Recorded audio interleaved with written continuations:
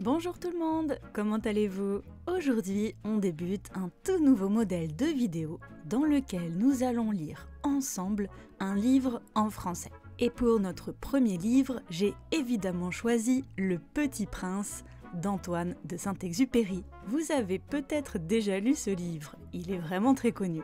Cependant, avec moi, nous allons voir la prononciation ainsi que du vocabulaire et de la grammaire.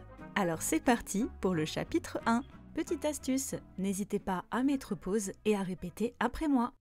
Lorsque j'avais 6 ans, j'ai vu une fois une magnifique image dans un livre sur la forêt vierge qui s'appelait Histoire vécue. Ça représentait un serpent boa qui avalait un fauve. Voilà la copie du dessin. On disait dans le livre « Les serpents boa avalent leur proie tout entière sans la mâcher. Ensuite, ils ne peuvent plus bouger et ils dorment pendant les 6 mois de leur digestion. J'ai alors beaucoup réfléchi sur les aventures de la jungle et, à mon tour, j'ai réussi, avec un crayon de couleur, à tracer mon premier dessin. Mon dessin numéro 1, il était comme ça. J'ai montré mon chef-d'œuvre aux grandes personnes et je leur ai demandé si mon dessin leur faisait peur. Elles m'ont répondu « Pourquoi un chapeau ferait-il peur ?» Mon dessin ne représentait pas un chapeau. Il représentait un serpent boa qui digérait un éléphant. J'ai alors dessiné l'intérieur du serpent boa afin que les grandes personnes puissent comprendre. Elles ont toujours besoin d'explications. Mon dessin numéro 2 était comme ça. Les grandes personnes m'ont conseillé de laisser de côté les dessins de serpents boa ouverts ou fermés et de m'intéresser plutôt à la géographie, à l'histoire, au calcul et à la grammaire. C'est ainsi que j'ai abandonné, à l'âge de 6 ans, une magnifique carrière de peintre. J'avais été découragée par l'insuccès de mon dessin numéro 1 et de mon dessin numéro 2.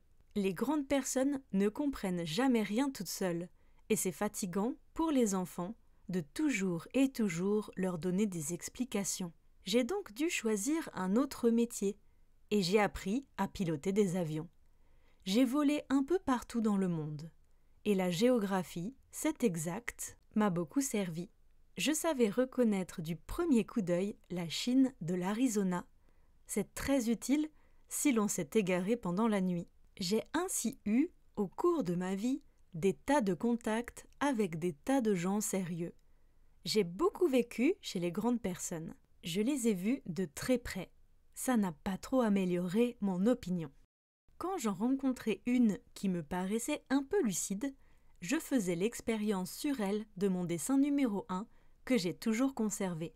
Je voulais savoir si elle était vraiment compréhensive. Mais toujours, elle me répondait « c'est un chapeau ». Alors, je ne lui parlais ni de serpent boa, ni de forêt vierge, ni d'étoiles. Je me mettais à sa portée.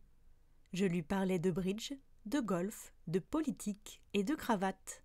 Et la grande personne était bien contente de connaître un homme aussi raisonnable. Grammaire et vocabulaire du chapitre 1. Dans cette partie de la vidéo, nous allons nous arrêter sur quelques mots de vocabulaire intéressants et je vais vous donner des exemples supplémentaires. On s'arrêtera aussi sur certains points de grammaire. Et dans notre première partie de texte, je voudrais m'arrêter sur le verbe représenter. On l'utilise principalement avec les images ou encore les symboles. Par exemple, qu'est-ce que ce symbole représente? Ou encore, qu'est-ce que ce dessin représente d'après vous? D'ailleurs, je suis curieuse, le dessin du Petit Prince, pour vous, ça représentait quoi? Moi, je vois bien un serpent, mais c'est vrai que je ne comprends pas trop ce qu'il a dans le ventre. Après, pour être honnête avec vous, comme je suis française, j'ai aussi pensé à un escargot qui avait perdu sa carapace. Bon, c'est un peu bizarre peut-être. Bon, revenons à notre verbe « représenter ». On peut de temps en temps utiliser le verbe « signifier » à la place. Par exemple avec les symboles. Ce symbole signifie quoi? Mais par contre, pour les images, c'est un peu plus compliqué. Je vous recommande d'utiliser « représenter ». Prochain point de grammaire. Les serpents bois avalent leur proie tout entière. On entend bien tout entière, n'est-ce pas? Et la plupart d'entre vous, et même des Français, ont envie d'écrire T-O-U-T-E. Eh bien non, ce qui veut dire que tout entier ou tout entière, le masculin ou le féminin, tout s'écrit de la même façon. Des règles sur tout, toutes, tous, etc. Il y en a beaucoup. Je pense que ça vaudrait une vidéo. Je m'y mettrai, c'est promis. En tout cas, dans notre cas ici, tout est un adverbe. Il veut dire entièrement, complètement. Et dans ce cas-là, il n'est jamais accordé, c'est-à-dire qu'on n'ajoute jamais e, s ou encore es. Allez, on passe pour l'instant à notre prochain point de grammaire. C'est la phrase suivante. Ensuite, ils ne peuvent plus bouger. J'espère que vous n'avez pas lu « plus bouger ». Ici, c'est la négation « ne plus ». On ne prononce jamais le S. Attention! Et enfin, on va s'arrêter sur un dernier mot. C'est le verbe « tracer ». À mon tour, j'ai réussi avec un crayon de couleur à tracer mon premier dessin. Dans la vie quotidienne, c'est vrai que ce n'est pas un verbe qu'on utilise tous les jours. Je vais l'utiliser pour parler de tracer une ligne, par exemple. Pour un dessin, je vais plutôt utiliser faire un dessin ou dessiner un dessin. Et vous, est-ce que vous savez dessiner? Dites-le moi en commentaire. Passons à notre seconde partie de texte. Il y a un mot que j'adore, que je trouve très mignon. Dans la première phrase, j'ai montré mon chef-d'œuvre aux grandes personnes. Les grandes personnes, ce sont les adultes. Mais c'est vrai que les adultes, normalement, n'utilisent pas le mot « grande personne » pour parler d'eux-mêmes. Ce sont surtout les enfants qui disent « les grandes personnes ». Ensuite, petit point de grammaire, j'ai alors dessiné l'intérieur du serpent boa afin que les grandes personnes puissent comprendre. Est-ce que vous reconnaissez le temps et le verbe? Eh oui, c'est du subjonctif présent et le verbe, c'est le verbe pouvoir.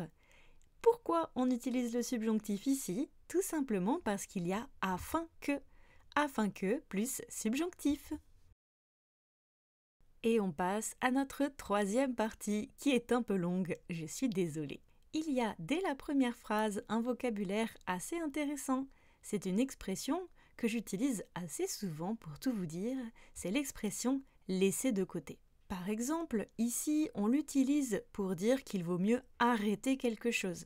Arrêter les dessins, arrêter un loisir. En tout cas, pour le moment, c'est laisser de côté quelque chose. Mais on peut aussi l'utiliser pour des personnes. Par exemple, quelqu'un va au restaurant et personne ne lui adresse la parole. On peut dire « ils l'ont complètement laissé de côté ».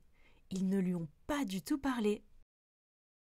Dans la phrase suivante, on trouve un mot aussi très intéressant. C'est ainsi que j'ai abandonné à l'âge de 6 ans une magnifique carrière de peintre. C'est ainsi que... On l'utilise à l'écrit, mais on ne l'utilise pas à l'oral. Je vous déconseille fortement de dire « c'est ainsi que j'ai arrêté de fumer ». À la place, vous pouvez dire « c'est comme ça que… ». Prochain point, il nous dit ensuite « j'avais été découragé par l'insuccès de mon dessin numéro 1 ». C'est une phrase un peu difficile.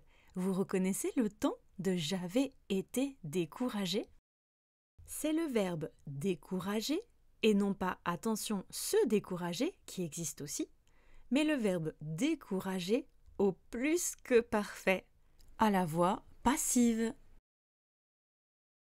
Autre point intéressant dans le prochain paragraphe que vous pourrez cette fois-ci utiliser dans la vie quotidienne, c'est « c'est fatigant pour les enfants de toujours et toujours leur donner des explications ». Il y a deux « toujours ». Vous pouvez rajouter « et toujours » derrière « de toujours » pour accentuer un petit peu le fait que c'est vraiment « toujours ». Par exemple, « c'est fatigant de toujours et toujours nettoyer derrière toi ». Phrase très utile en couple ou quand vous avez des enfants. Prochain mot, c'est une expression du premier coup d'œil. Je savais reconnaître du premier coup d'œil la Chine de l'Arizona. On peut l'utiliser dans la vie quotidienne, sans souci, mais c'est vrai que, très récemment, les gens ont tendance à dire « direct ». Je savais reconnaître direct la Chine de l'Arizona. J'ai vu direct que c'était quelqu'un de bien. Et enfin, notre dernier point de grammaire, c'est le L'. C'est très utile si l'on s'est égaré pendant la nuit. Ce L' que l'on voit très souvent dans les livres, à l'écrit, devant on, n'a absolument aucune signification. Il est seulement là pour faire un peu plus joli, un peu plus formel. Vous n'êtes pas obligé de l'utiliser et d'ailleurs je vous le déconseille. Je vous conseille tout simplement de dire « c'est très utile si on s'est égaré pendant la nuit ». C'est plus naturel à l'oral.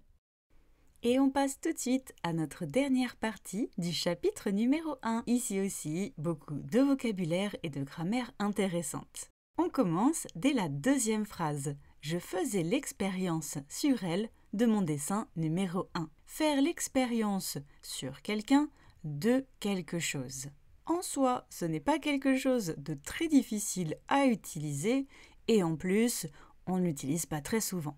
Le point que j'aimerais faire avec vous aujourd'hui, c'est sur une erreur très fréquente que vous faites lorsque vous apprenez le français. Peut-être à cause de l'anglais ou encore de votre langue natale, beaucoup d'entre vous vont dire « je fais l'expérience de quelque chose ». Par exemple, j'ai fait l'expérience d'aller à Paris et de manger des escargots.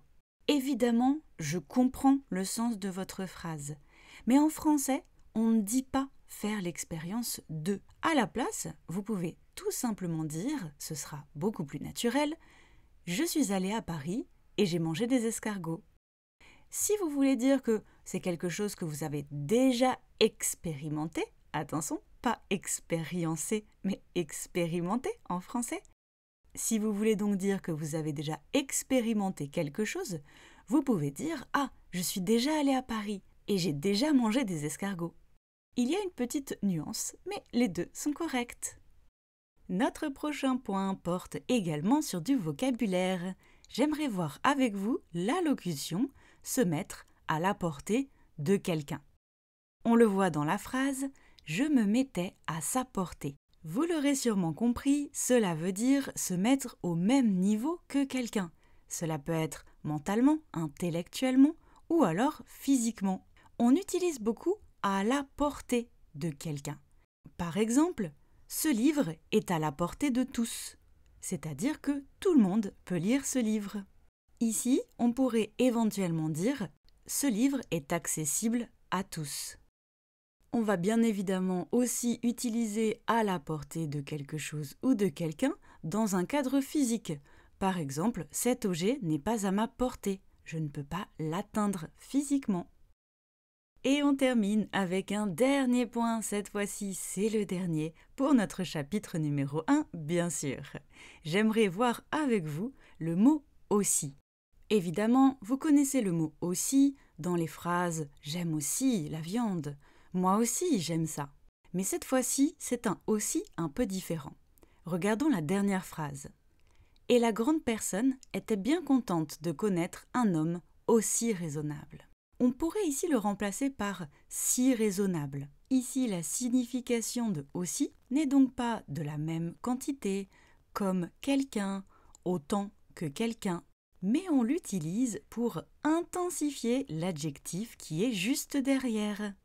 Un exemple, j'ai rencontré un jeune homme et je dis « je n'ai jamais rencontré de garçon aussi gentil ». En d'autres termes, jusqu'à maintenant, je n'ai rencontré aucun garçon qui soit plus gentil que lui. C'est donc un garçon très gentil. Et voilà, on a terminé avec le chapitre 1 du Petit Prince. J'espère que vous avez appris plein de choses. Et si vous avez des questions, n'hésitez pas à me les poser en commentaire. Merci beaucoup, à bientôt!